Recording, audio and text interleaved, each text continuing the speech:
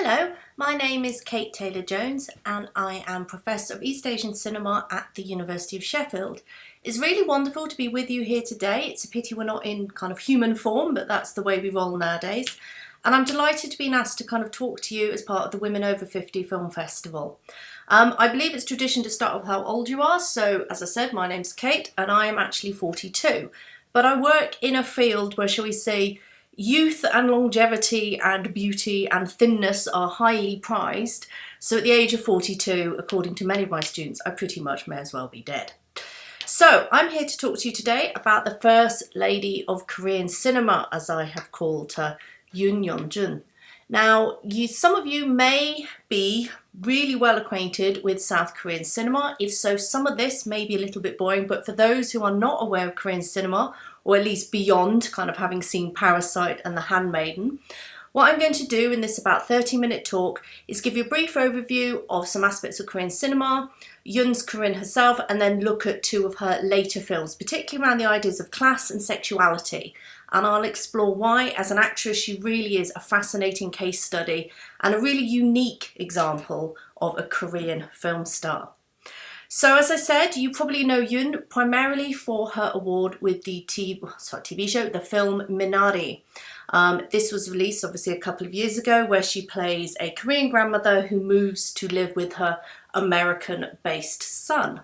And it's for this film that she became the first South Korean woman to be nominated and to win a multitude of American-based international film awards. But she herself is a highly acclaimed actress who has won pretty much every acting award going in East Asia. And I have to say, she is one of my all-time favourite stars on the screen. So today, as I said, I'm just going to give you a very brief overview of Korean film and then kind of go into some more debates about Yoon herself. So, as I said, for those who are already experts in South Korean cinema, this may not be the most interesting thing, so you may want to skip forward 5 minutes. But for those who are more acquainted with more modern kind of products coming out of South Korean cinema has a long and very, very vibrant history. Now, of course, up until 1945, Korea was actually a Japanese colony. Now, there's a public misconception that there were no films made in this period. That's not true at all. There was actually quite an active Korean film industry, but it was made under Japanese censorship laws. Anybody that lives in London may have seen kind of 2 years ago, I worked with the Korean Film Council and the Korean Film Archive and the BFI and the Korean Cultural Centre, and we actually presented a series of kind of pre-1945 Korean films. But at the time, of course, particularly from 1940 onwards, the films had to be made in Japanese, not Korean itself, and the kind of the possibility for kind of Korean self-expression was highly limited. This would change post-1945, where Japan loses the Pacific War and Korea becomes a country in its own right once more. And around this time we have a really big resurgence of films being made, often celebrating the victory, debating kind of the roles, kind of what had happened under Japanese occupation.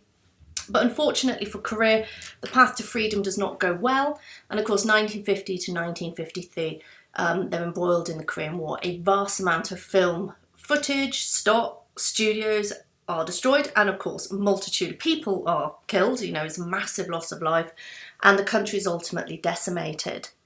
Now, what we see after that is the partitioning into North and South, and from here on in this talk, when I talk about Korea, I am talking about South Korea.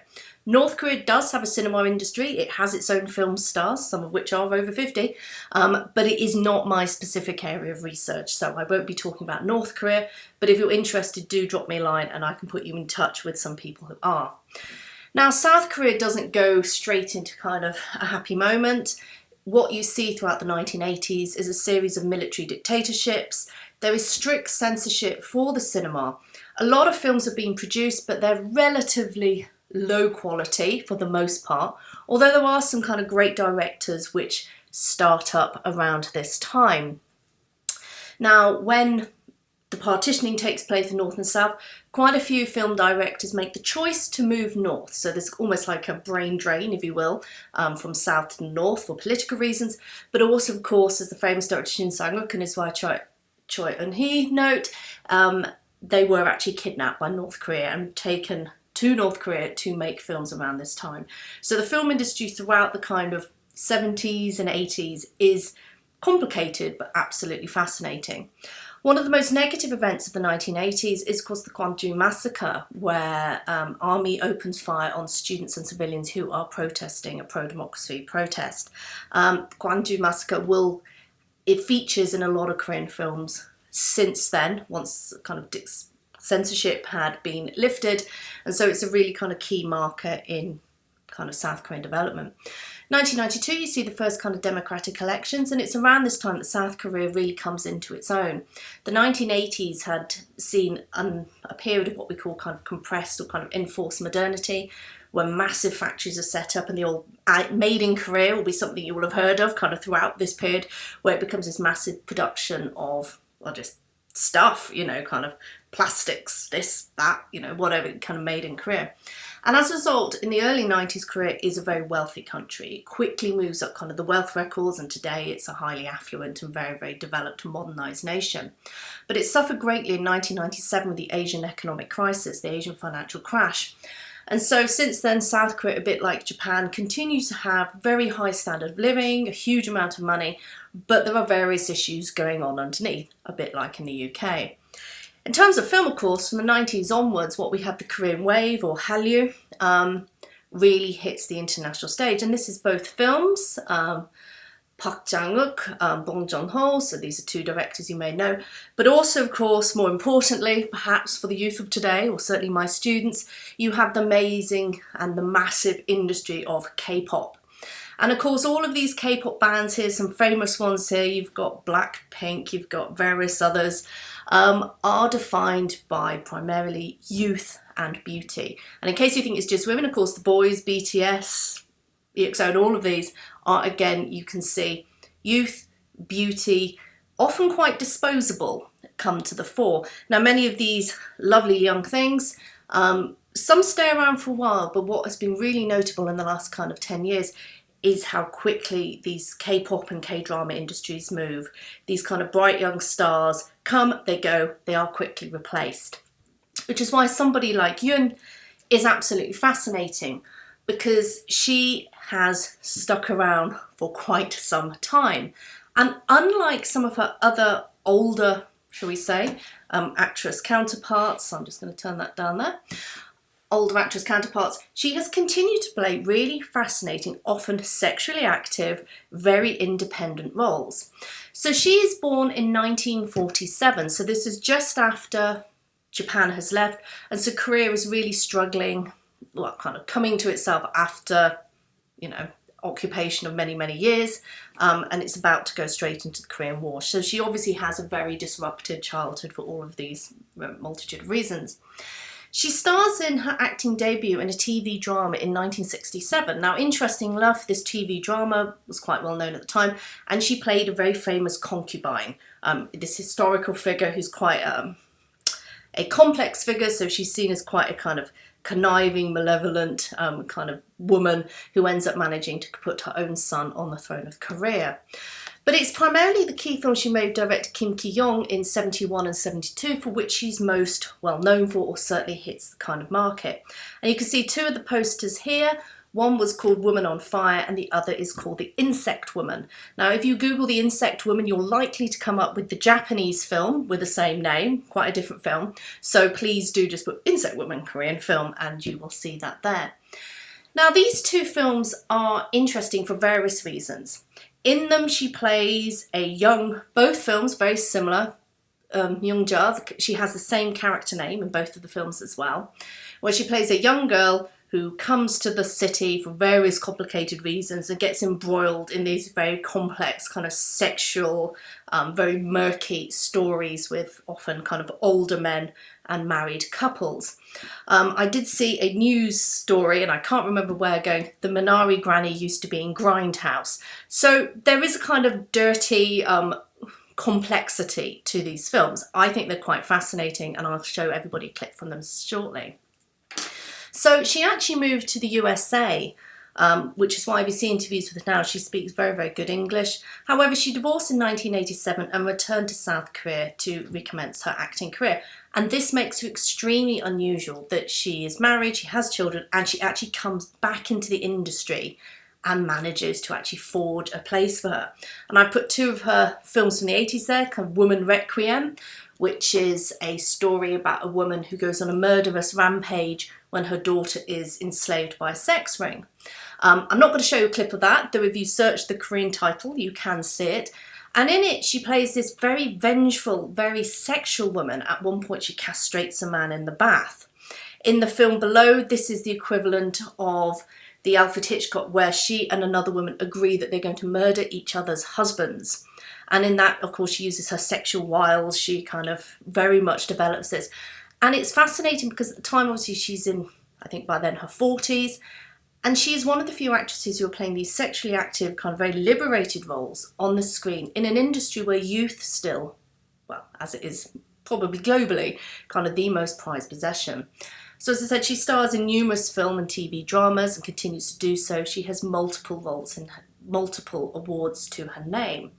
Now, I'm going to show you a clip very quickly from her early films, although I'm going to be concentrating this talk on her later films. I think this is a really interesting film just so you can see her at the beginning. Now, for those who are interested in early Korean film, I put the link up here to the Korean Film Archive YouTube channel. This is a free resource which has hundreds of Korean films with English subtitles for the most part, and you can see down there the Insect Woman, so you can go and see Yoon in her early career elements. But if you're fascinated by Korean film, I would strongly suggest utilising this free resource. So this is an early clip from the Insect Woman. Oh.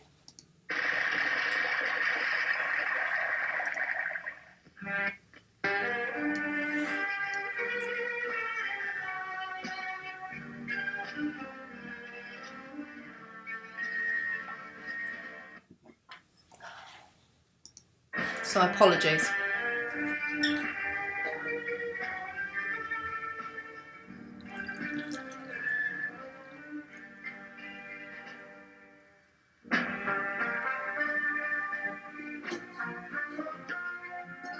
자, 왜?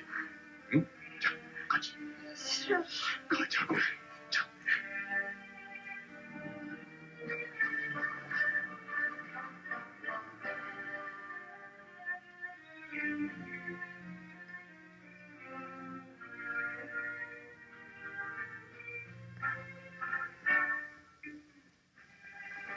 내가 안 쫓아왔더라면 차에 치였을지도 몰라.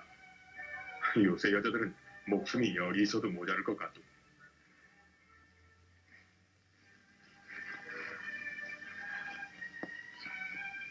저하고 살아주세요.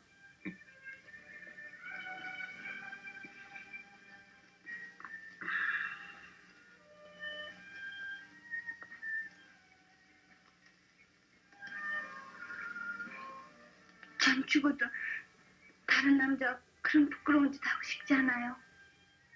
전 남자라는 걸 생각한 적이 없어요. 그렇지만 전 이제 사장님은 꼭 필요로 하고, 사장님은 절대 제가 필요하다 하셨으니 서로 살아야 돼요. 우린 서로 사랑하는 건 아니잖아. 응? 그런 건 몰라요. 사랑이란 건 오히려 타락을 가져온대요. 서로 필요한 것만으로 봉사하고 충성하고 희생할 수 있잖아요.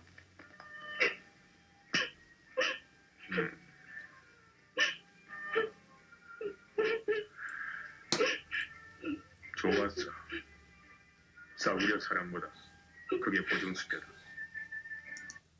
So she becomes his mistress, and then the film takes a very surreal turn and ends up with a vampire baby. So if you're interested in a slightly more surreal experience of the 1970s, please do go watch The Insect Woman. Oops, sorry. And so these are some stills for some of these early films, and in all of them she's playing kind of this sexually active, quite highly disturbed kind of character, defined by youth, defined by beauty, but also by this instability. She's often very, very violent. She's seen as manipulative, and she is seen as dangerous. And these type of elements will later come to kind of, in her older career, mean I think she's opened up to a lot more diverse roles. She doesn't just get to play the grandma. She doesn't just get to play kind of the nice old mother. She really does get a diverse range of films. And these are just a few here.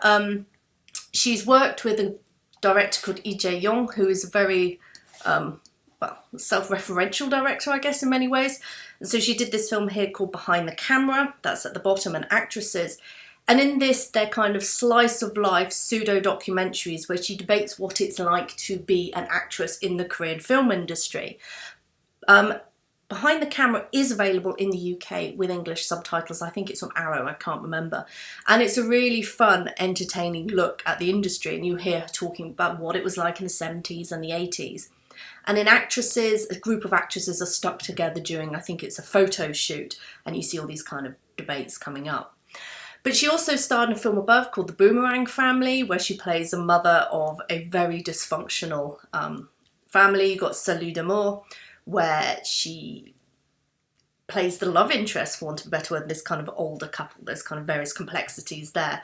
But she's constantly playing almost romantic, loving, kind of quite sexual roles. And at the top, she plays a grandmother, but a very, very different one who's estranged from her daughter, a canola, I think it translates as. She is a diver working kind of remote part of South Korea, whose granddaughter comes to visit her, and she talks about her life and her experiences. As I said, she continues to do TV shows. This is called Sisters Over Flowers. Now, interesting enough, in terms of reflection of the Korean film industry, there was a male version called Grandpas Over Flowers, where most of the people taking part were over 80. When it comes to the women, there aren't that many women working in the Korean film industry who are deemed, well, let's be honest, over 40. So Yoon was one of the oldest at 66. Her other co-stars, Kim Jae-hyuk was 62, Kim Hae was 46, I think she was. Lee Mi-young, I think she was at the time about 42. And they actually go to Croatia, and it's quite a sweet story, I guess. It's about these women navigating Croatia with a very young tour guide. And in the end, South Korean tourism to Croatia actually went through the roof as a result of this film, of this TV show. So it's kind of fascinating insight into that she really does have kind of a star draw for people. But I want primarily to look at her work with two directors. This first was Im Sang-soo.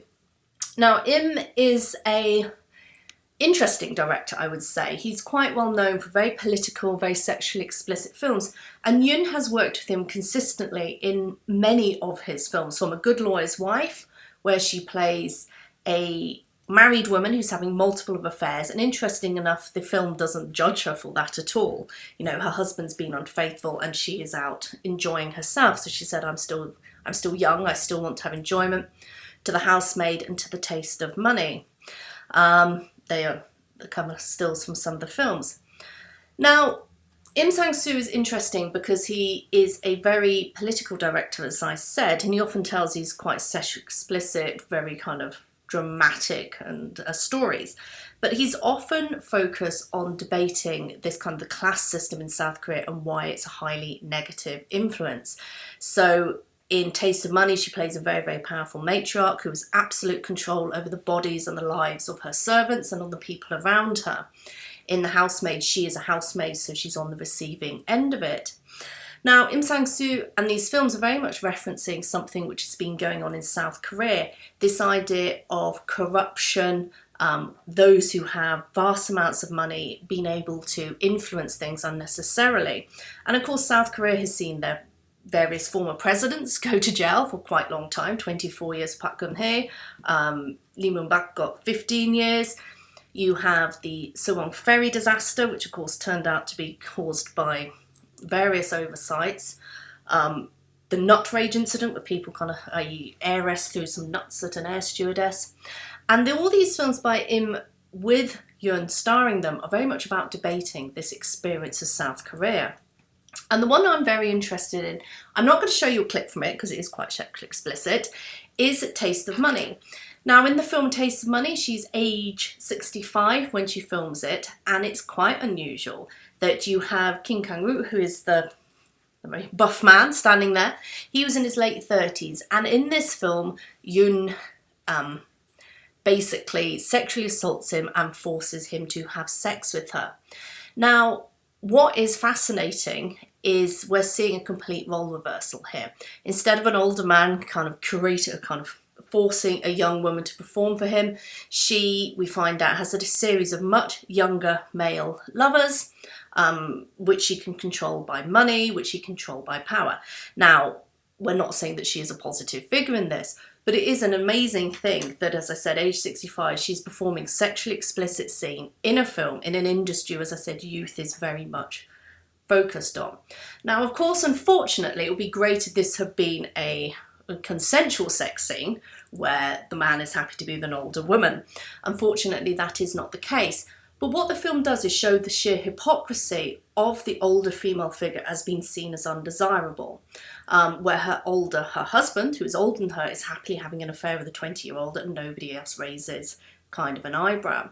So whilst I think there's some negativity here, what her character really does is highlights, as I said, the hypocrisy and the problems which we see of kind of denigrating the aging body. This is a very quick, hopefully. Oh no, maybe not. Okay, maybe not. But in this clip, well, in this film, you can see she plays a very powerful, very influential figure. So if you want to go to YouTube and have a look for Taste of Money, you will see the oh, here we are. Sorry, the joy of being online.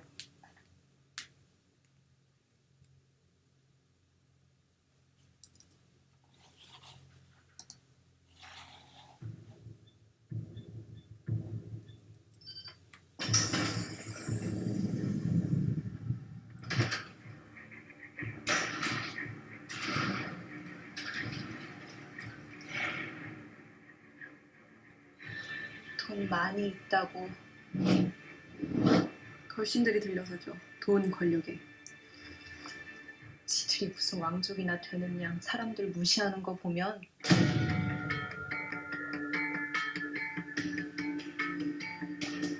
위험하죠. 그래서 또 이걸 팔렸나요? 자네만 이해해. 그렇지만 이 맛에 이 짓 하는 거야. 사람이 죽었는데도 그저 돈이군요. 누가 이따 짓을 할 수 있는 거죠? 이것들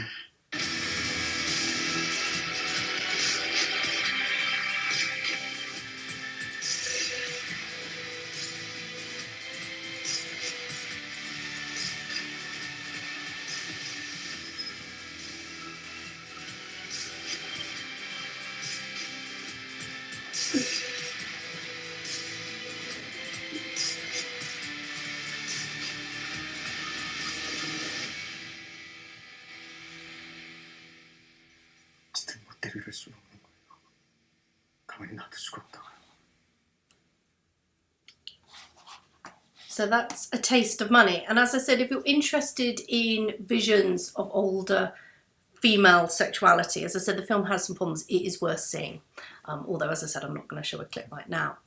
Now, Im's most famous film is, of course, The Housemaid. And this is based, so kind of quick intertextuality of Yoon's career, on Kim Ki-young's film, the director who did The Insect Woman and Woman on Fire, so Yoon's first roles. Back in the 60s, he did a film called The Housemaid. Now, she wasn't in that, but it's a very similar film to Insect Woman. He did 3 films which are kind of pretty much the same film being remade. Now, Im then remade The Housemaid, and in this, Yoon stars. Now, getting complicated. In The Taste of Money, the film I just showed you, at one point, Yoon and her family are sat watching the original film of The Housemaid. So Im's films and Kim's films via Yoon is very kind of intertwined and kind of linked in together. And in The Housemaid, they make direct reference to Yoon's earlier film careers, particularly her roles as these very tragic young women who end up dead or in the madhouse due to kind of love and romance. Now, in The Housemaid, Yoon plays the older female housemaid. And once again, she's a very complicated character. She's not black and white. She's not simple. You know, you find out that she has a very complicated history with the family. And although she does betray the younger maid, ultimately she does try to right that. And you see her embroiled in this kind of middle of kind of class, sex, and all of these type of elements. We find out she has probably had an illegitimate child by her worker. She now, by her employer, she now works for employer's son. So you can see these kind of complex kind of strands all linking in together. So we see here her hiring the young maid, and then you can see the real contrast between the lives of the maids, both young and old, and this very rich family. 새로 드린다는 일이 워낙 조심스러웠어. 뭐 이력서랑 소개서 다 받아봤고 또 이렇게 면접도 하고 있지만 난 나대로 어떻게 하고 사는 사람인지 알고 싶었어요. 이해해줘요. 예.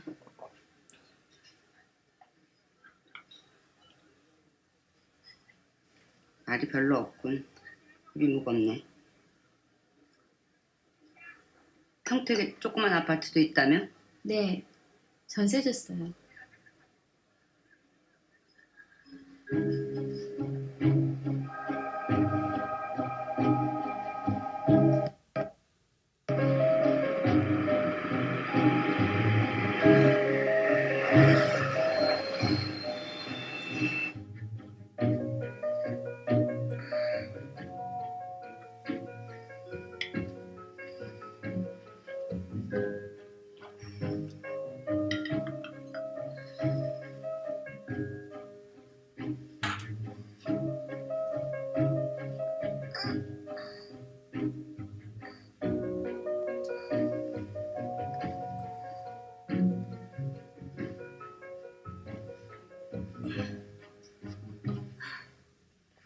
자세한 얘기는 아줌마랑 다 하신 거죠? 저도 아줌마만 믿고 드리는 거예요. 잘 부탁해요. 천만의 말씀 제가 잘 부탁드리겠습니다.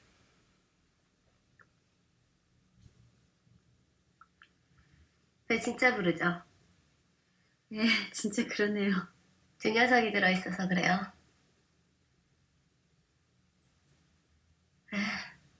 그 얘기 또 빼놓고 했구나. 아줌마, 제가 그러지 말라 그랬잖아요. 아이, 전 뭐 상관없는데요. 제가 알아서 다시 얘기 끝내겠습니다.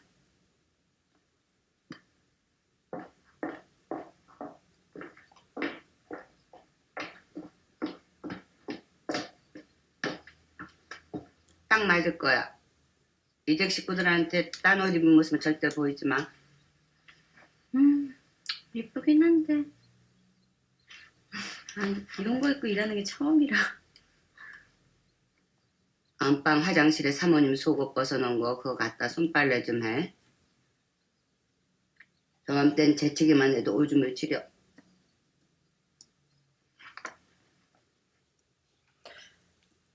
So as I said, Im's work is very much about interrogating the social, the kind of economic life of South Korea. And Yoon's role in this is highly based on her early career and how she has been perceived throughout kind of her film and television choices, the kind of type of role she has taken. So I'm going to end kind of looking at a film called The Bacchus Lady. Now, people may or may not be aware that South Korea has one of the rapidly growing oldest populations in the world. So it's actually overtaken Japan in terms of how the kind of the way that the population is aging. And unfortunately, South Korea, although it is a very, very wealthy country, and this goes back to the earlier point about kind of inequality and corruption, is that it doesn't have a very good pension system. And many older people are finding themselves in poverty in their old age. And this is particularly a problem for older women, women over the age of 65. Now, the reason for this is many of these women may not have worked throughout the whole of their career, and that's due to traditional focus on child rearing and marriage. Many married women in South Korea, even still, will quit their job on marriage, particularly on having children, which makes Yoon really interesting that she has continued, even though she, past having marriage and children.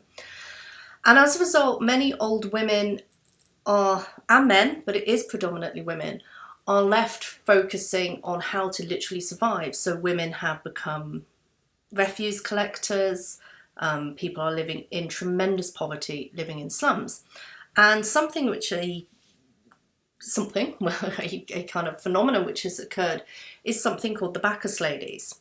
Now, this first hit the news in South Korea about 5 years ago, focusing on a particular large park in Seoul, where women, often over the age of 60, are working as sex workers, are working as prostitutes. And they become the Bacchus Ladies because Bacchus is a kind of a health tonic, and they're giving it away.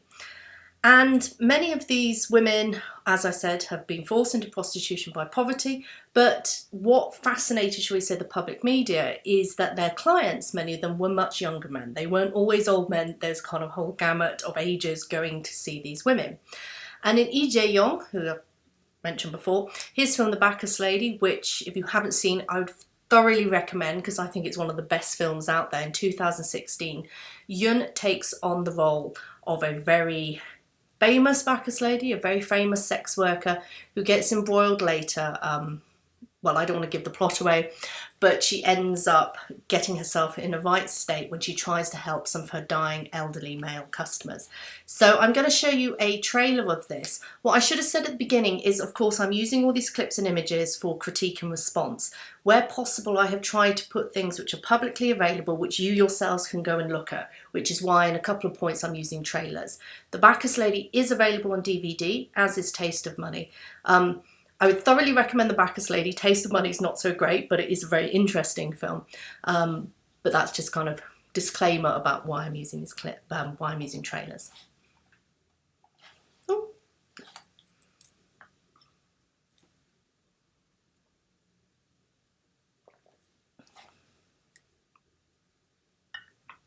대기 그 죽여준다는 소문 듣고 왔으니까 잘 부탁해. 윤 여사, 고모 오빠, 나랑 연애하고 갈래요? 연애요? 그럼 날까요? 잘해줄게. 손도 참 부드러우시네요. 여보! 어이, 인사 좀 하지? 안녕하세요. 걘 뭐야? 길에서 할 말을 주워 왔어. 뭐 할머니 하지 말아요. 듣는 할머니 기분 나쁘니까. 나 부탁 하나 하려고. 응? 주고 싶어. 나 좀 도와줘. 저한테 왜 이러세요? 말도 안 돼요.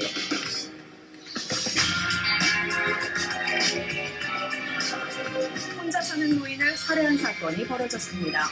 아주 직방이에요. 제가 보내드렸어요. 그 사람은 무슨 사람이 있겠지.